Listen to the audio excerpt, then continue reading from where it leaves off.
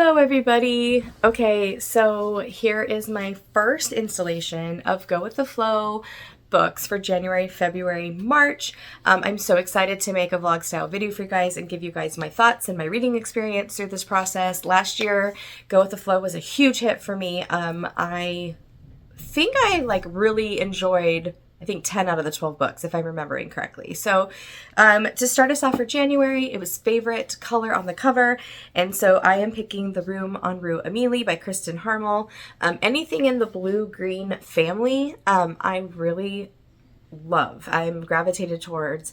And so I thought this was a safe pick for that. And because we have the teal in the words in her hat. And so this one's a historical fiction. We have Paris 1939.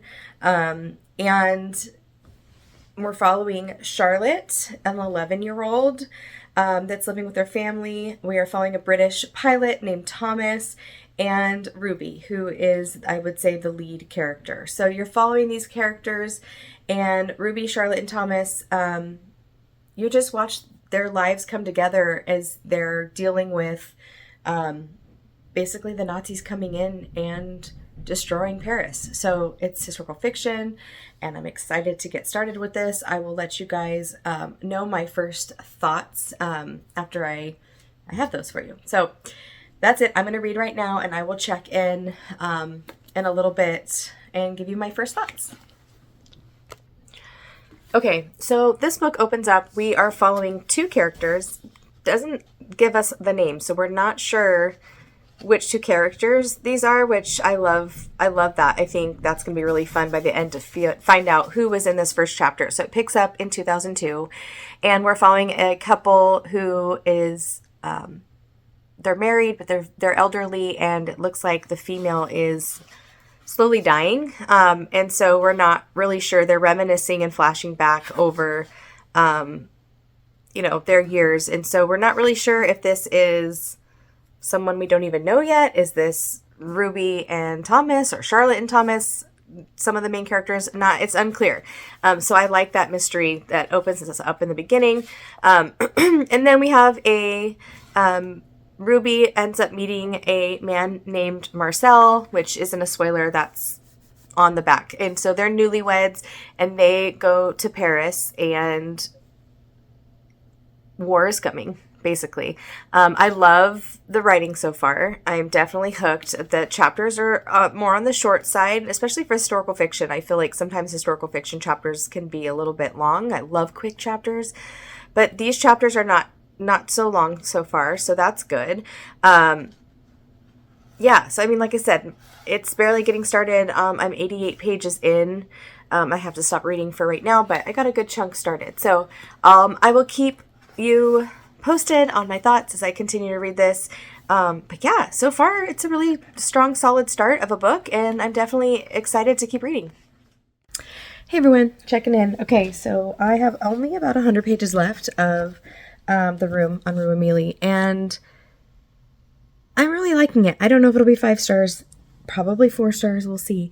But yeah, it's really good. I don't want to ruin anything for anybody, but we're at the point where the heart of the novel is happening, the main action is happening. It's really cool to see how Ruby is, how she's doing her part to help during this horrible time. And I do love her character. It was hard to see her go through something tragic that happened. But she's gotten through that, and, finding real purpose in the work that she's doing and the help that she's providing to keep people safe during this portion of the war.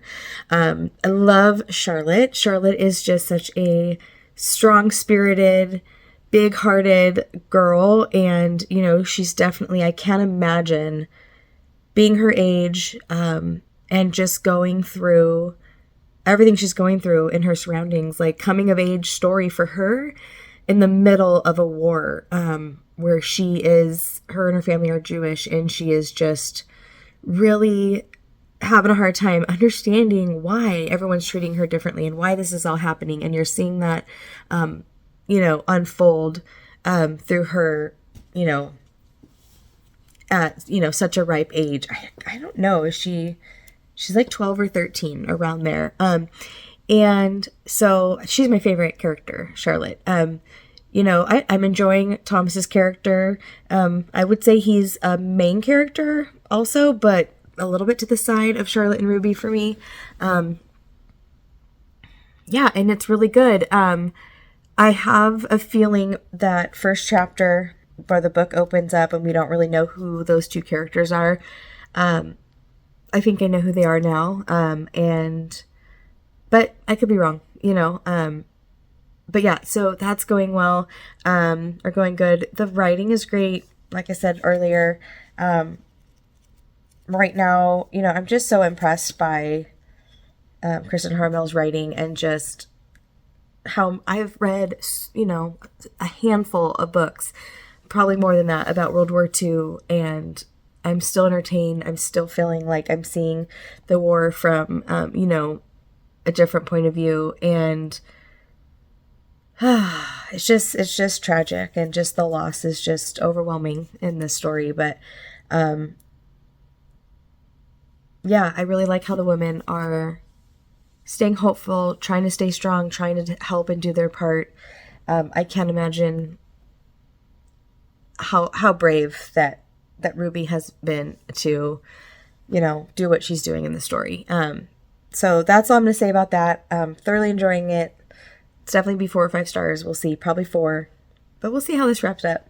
In between reading and taking little reading sprint breaks, I am already behind, and it's only January, but working on some of my granny squares. I'm trying to crochet a granny square for each book that I read that matches the cover. So this is the one for Catherine Steadman's The Family Game. Looks like this. And then I have In the Dead of Winter by Darcy Coates that I read in January. And it's an all white and gray cover with red writing. So yeah, so I got 2 of those done today. Yeah, so it's been fun. Pretty easy. They'll probably take me around 15 minutes each granny square now that I've got the pattern down. Yeah, so we'll see how long I can keep up with this, if I can really do it all year. If I can stick with it all year, then definitely I should have an actual full blanket when I'm done. So that'd be really cool if I can keep up with it. We'll see. So that's it. All right, I will check in at the end of the book and give you my final thoughts. Bye. Hey everyone. Okay, I finished the Room on Romilly. So I have some thoughts. I'm going to try to keep it not spoilery again. So I'm going to give it 4 stars. It was a very nice story and I enjoyed it. I felt for the characters and I liked the growth development of the characters as I was reading. But I also feel like compared to other World War II historical fiction novels I read, this one doesn't stick out to me like as a favorite. I don't feel like, I'm glad I finished it, all of that, 4 stars. It was a good story. It's just not quite a 5-star read. It just was missing a little bit of something. I felt like I wanted more of the historical fiction part. It was like 50-50 with romance and historical fiction. It almost read a little bit more like Christian romance or Christian fiction would have read to me. Not that that's bad. I just wasn't expecting that. I liked how it wrapped up. Like I said before, Charlotte was my favorite character, the younger teenage girl, the Jewish girl. I just really enjoyed her character.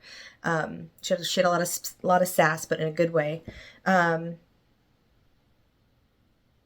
I don't think this gives too much away, but the main character, Ruby, she falls love at first sight twice in this book, and I have a hard time with that. It doesn't seem believable, but other than that, that's a little bit of a thing. But yeah, overall, it was good. Glad I read it. If you love Kristen Harmel and World War II, definitely pick it up. But yeah, so 4-star read. Okay.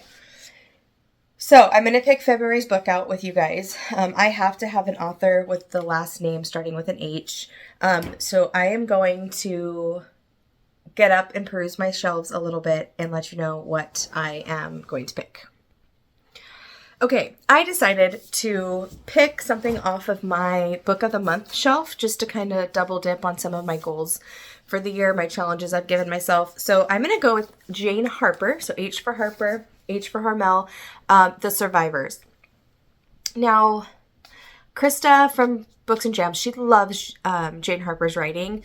I have read, this is my third, I believe, maybe fourth book by Jane Harper, and I still stand true to where her premises sound interesting and I feel intrigued in her story. And when I'm done reading the book, you know, I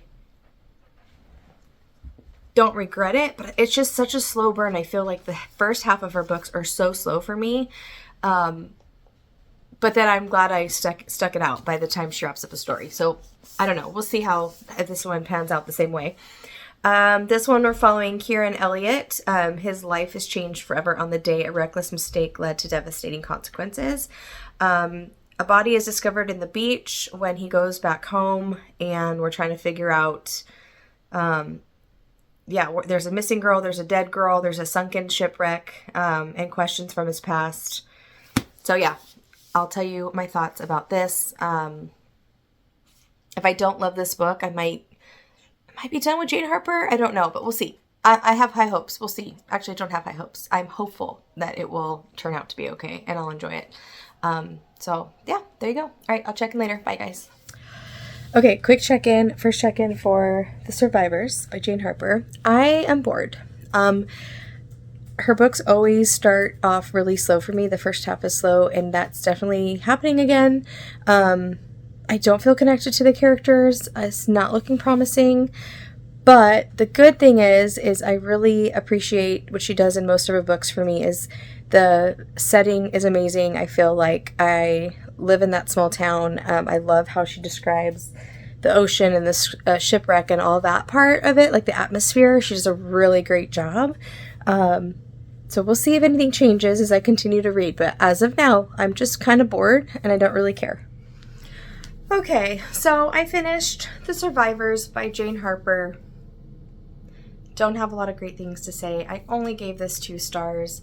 I feel bad because I don't have much to put here to tell you about other than I think she is just maybe not an author for me. I mean, I did give it 2 stars. I never felt like, I need to DNF this. The first half was very slow. I felt very bored. But the second half picked up a little bit because you're starting to piece together the mystery. It had a ending that I didn't predict the whodunit, right? I mean, I was surprised by it and I enjoyed it. And I did appreciate the relationship between the main character and his wife, and they have a new child. That was really sweet. And you see, what's his name? Kieran. You see Kieran heal through this book, and you see character growth in him. And that part was beautiful. But just overall, 2 stars. I think this one will not stay on my shelves. I'm going to let it sit a little bit before I get rid of it. I just feel like this is definitely not a bad book. It just wasn't a book for me, and there is a reader for every book out there. And I know many people that love Jane Harper. I'm just not a huge fan. So I don't know. I will be very hesitant to pick anything else up by Jane Harper in the future. But yeah, it was just okay. All right. So let's think about March's book. I gave it some thought. I had a couple choices, but I decided to, I'm going to go get it. Okay, so The Survivors is 12 letters. For March, it's half the number of letters, and so at 6. And so I'm going to read Find Me by Alifair Burke. This is a shorter book. I have a lot I'm planning on reading in March. So yeah, it's 289 pages. This one, we have the amnesia trope, which I'm very excited about. I like I like the amnesia trope in mystery thrillers. It sounds like the girl who has amnesia, later in her life, she goes missing, and then her blood is left at the scene, and the blood connects to like an old murderer or serial killer or something like that. And so you're following the girl with amnesia and also her friend, that's Hope, and her friend Lindsay, who's a defense lawyer. So she's trying to find out who Hope really is, where'd she go, and how is she related to this series of murders. And that's that. So I'm excited. So I will keep you posted when I get started reading this and let you know how it's going. Hey everyone. Okay, so first initial thoughts and check-in for Find Me by Alifair Burke. Writing is very solid. Definitely so far just reading like a typical beginning to like a, you know, murder mystery detective lawyer type book. I automatically am intrigued by Lindsay and Hope's relationship. So Lindsay is the one that found Hope after her accident when she you know, has amnesia. She doesn't remember anything. And so they become friends, and Lindsay takes Hope under her wing. And definitely a kind of strange attachment relationship they have, almost like a older sister and a younger sister, or maybe an aunt and a niece. I don't know. It's just, they're very attached to each other, and it doesn't really make sense why, other than, you know, I mean, Lindsay did rescue her. But yeah, so Hope is ready to leave and go on her own and leave and start over like in a new town, and Lindsay's really struggling with that. And then Hope goes missing, which is all in the description, so I'm not spoiling anything, but that's where we're at. I'm definitely intrigued. We are about to call in some reinforcements, so a homicide detective, and we are waiting for the blood results to come back from the scene of the crime, where the last place she was seen before she went missing. So that's all we have so far. I don't want to spoil anything, but yeah, I'm really enjoying it, and I'm gonna sit here and read, probably go make one more margarita. This is an Italian margarita. I had one in a restaurant last night when I was on date night with my husband. It was so good, and I said, I need to make that at home. So you use limoncello and lime juice and tequila and a little bit of simple syrup. It's really refreshing, very fresh tasting, and I'm really enjoying it. We made tacos for dinner tonight, so I ate dinner, and yeah, we're just kind of staying in Saturday night tonight, and I'm going to read. And yeah, I do have an episode of Reacher season 3 to watch. It's coming out on Thursdays, and I haven't watched this past week, so I might get in bed after I read and watch that before I call it a night. But yeah, so I don't know. That's it. All right, so solid book so far, and I'll check in later. Bye.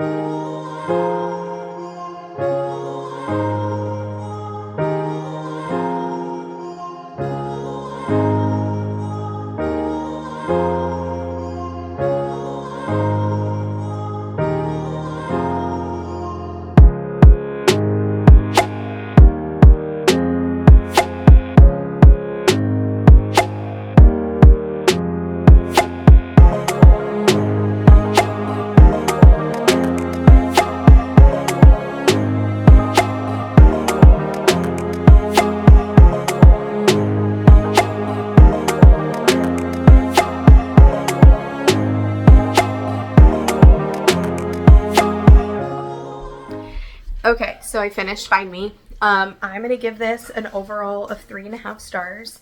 And here's why. It definitely grabbed my attention from the very beginning. The first fourth of the book, I was like, couldn't turn the pages fast enough. I was very intrigued, all of the things. But 3.5 because I think it just wasn't what I was expecting. So this, I guess, is number 6 in a, what is it called? Ellie Hatcher series. You definitely can read this as a standalone by itself. That's fine. I wonder though if I'd be a little more invested if this was my 6th book with Ellie Thatcher in here. She is the daughter, or she's the homicide detective.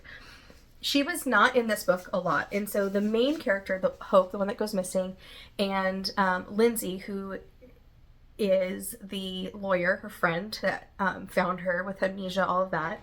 I feel like I was expecting a little more police procedural than I got. I was expecting it to be a little more thrilling. It definitely was a good mystery, and I thought it was very well thought out. Like the overall mystery and the answer of what happened. What's the better word for that? That was all really well written, and definitely will pick up more by her. But it felt a little bit more like Lindsay was like an amateur sleuth than a lawyer, or like pretending to play cop versus a lawyer. But the reason all behind it, the who did it, all the things was really well done. So I did appreciate that.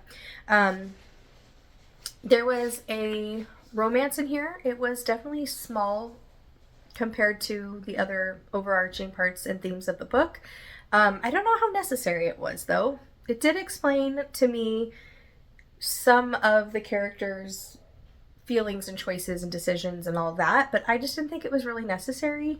So it did nothing for me in this book, but yeah, I mean, overall it was a solid book. I have 2 more of hers on my shelf. I have The Wife and The Better Sister, so I definitely will be giving her more titles to read by her, but definitely was a solid book. It was good. I don't have any complaints about it, but I don't know how long this story will last with me. I don't think I'll be thinking about it in a year from now. So that being said, the first book of Go With The Flow in January was a 4-star. Then second book was a 2-star, and this was a 3.5.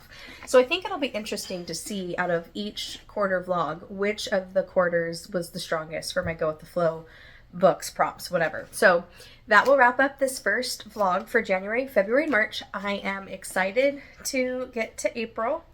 April's prompt is a book from a word that has a word in the title from page 100. So I think you guys already know.